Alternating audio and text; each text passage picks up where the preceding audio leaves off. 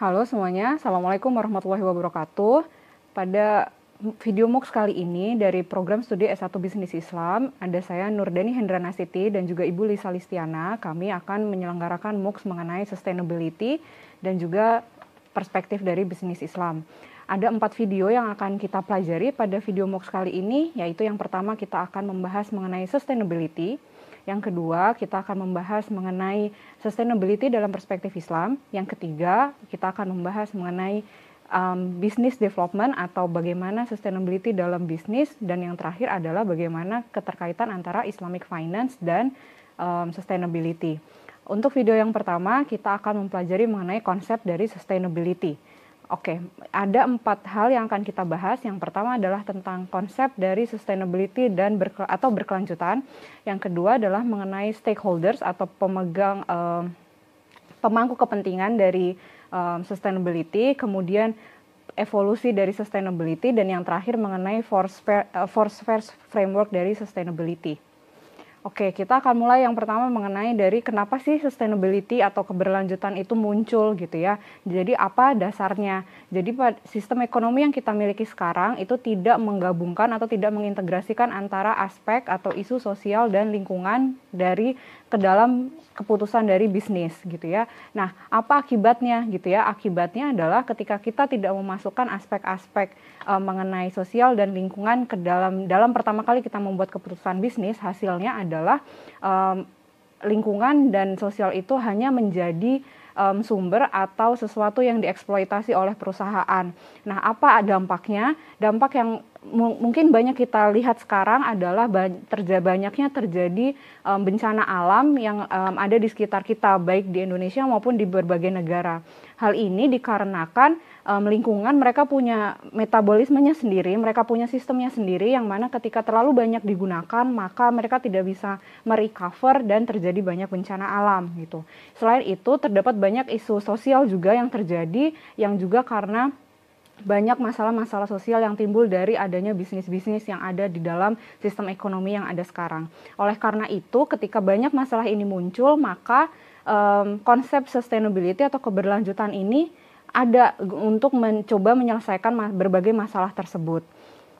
Nah, sustainability sendiri itu apa gitu ya? Keberlanjutan itu sebenarnya mencakup apa saja. Nah, dari sebelumnya perusahaan hanya mempertimbangkan mengenai aspek ekonomi atau profitabilitas gitu ya di dalam keputusan bisnis mereka. Namun pada sustainability ini ada 3 dimensi yang dimunculkan, yaitu yang pertama ekonomi, bahwa tetap harus mendapatkan profit gitu ya dari perusahaan itu.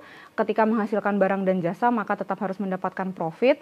Yang kedua, aspek sosial gitu. Jadi aspek sosial ini semua masyarakat, semua lapisan masyarakat itu harus mendapatkan kesejahteraan gitu ya, dan bisa mendapatkan bisa merasakan kualitas hidup yang baik dari berbagai keputusan bisnis yang ada. Dan yang ketiga adalah environment gitu ya, aspek lingkungan ini juga harus dipertimbangkan gitu ya oleh pemangku kepentingan gitu ya dalam mempergunakan sumber daya alam yang ada, yang mana pertimbangan ini adalah untuk melihat bagaimana sumber daya ini akan tetap bisa digunakan oleh generasi yang akan datang.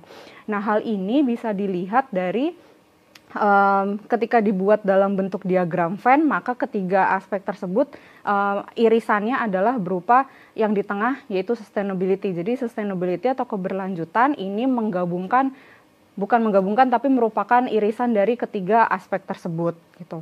Nah, kemudian untuk pemangku kepentingannya, jadi kalau di dalam bisnis bagaimana dalam sebuah perusahaan? Dalam sebuah perusahaan itu ada pemangku kepentingan yang harus dipertimbangkan oleh perusahaan ketika membuat keputusan. Nah, dibagi menjadi 2. Yang pertama adalah primary stakeholders dan yang kedua adalah secondary stakeholders.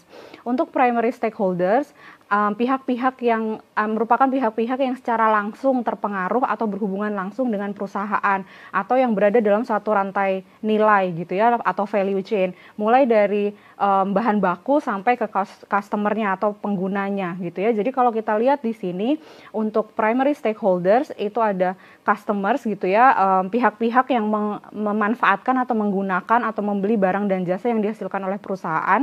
Kemudian employees atau pegawai, karena mereka yang membuat perusahaan ini bisa berjalan gitu ya, menghasilkan produk dan jasa. Kemudian ada suppliers atau pemasok yang memberikan bahan baku, kemudian shareholders atau pemegang saham gitu ya sebagai pemilik dari perusahaan, dan juga financial institutions. Di sini financial institutions berlaku sebagai pihak yang memberikan pendanaan atau yang memberikan modal gitu ya, selain dari pemegang saham gitu ya, misalnya dalam bentuk utang dan seterusnya. Nah, pihak-pihak ini adalah yang secara langsung berhubungan dengan perusahaan dan memberikan nilai gitu ya terhadap operasional yang dilakukan perusahaan. Nah, untuk secondary stakeholders ini yang secara tidak langsung, misalnya government gitu ya, karena government mereka ketika membuat peraturan gitu ya, membuat peraturan apapun itu secara tidak langsung pasti akan mempengaruhi operasional dari perusahaan, misalnya terkait keputusan terkait pajak, kemudian peraturan terkait dengan penggunaan sumber daya alam dan seterusnya.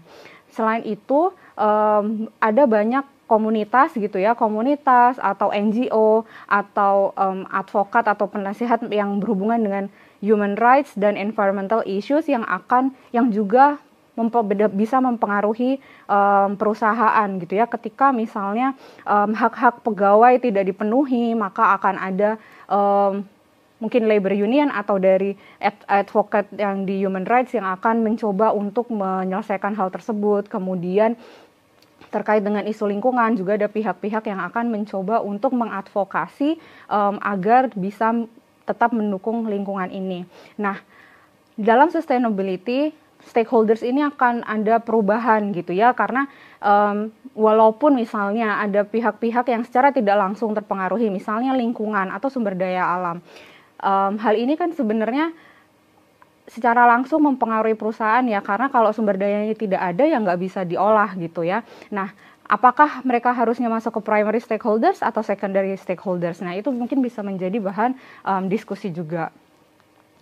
Nah, secara konsep sustainability ini juga mengalami evolusi gitu ya. Tadi awalnya yang diagram Venn gitu ya, jadi bahwa merupakan irisan, ketiganya itu 3 aspek yang berbeda tapi menjadi irisan, ada irisannya.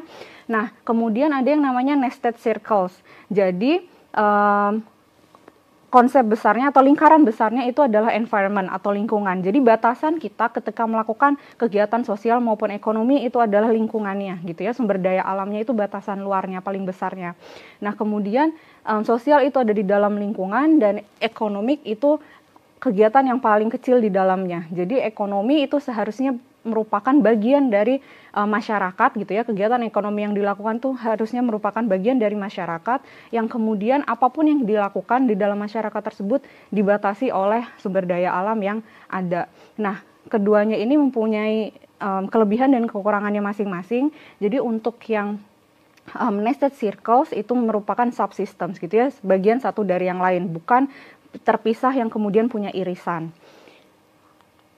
Nah, kemudian dalam perkembangannya ada yang disebut dengan force first framework gitu ya. Kalau tadi dimulai dengan 3 aspek gitu ya, ada satu aspek tambahan yaitu political organization atau yang akan membentuk sebuah sistem regulasi yang mempengaruhi ketiga aspek yang lain gitu ya.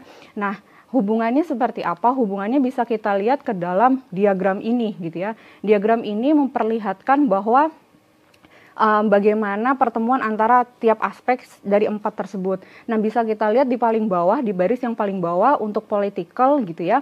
Political itu akan mempengaruhi ke setiap aspek yang lain dengan bentuknya kebijakan gitu ya. Jadi political dan sosial itu akan bertemu dengan adanya social policy atau kebijakan sosial yang akan mempertimbangkan bagaimana komunitas dan masyarakat itu bisa berpartisipasi dalam kegiatan ekonomi maupun bermasyarakat maupun terkait dengan keputusan lingkungannya. Kemudian political dan economic akan munculkan economic policy, dan untuk political dan environmental itu akan menunjukkan atau membuat gitu ya adanya environmental policy yang mana akan menunjukkan bagaimana apakah regulasi yang bisa menentukan apakah sebuah hal itu ada environmental value-nya atau tidak. Nah, ini yang akan jadi faktor keempat atau aspek keempat political ini yang akan menjadi bagian dari kebijakan untuk setiap sfer yang ada.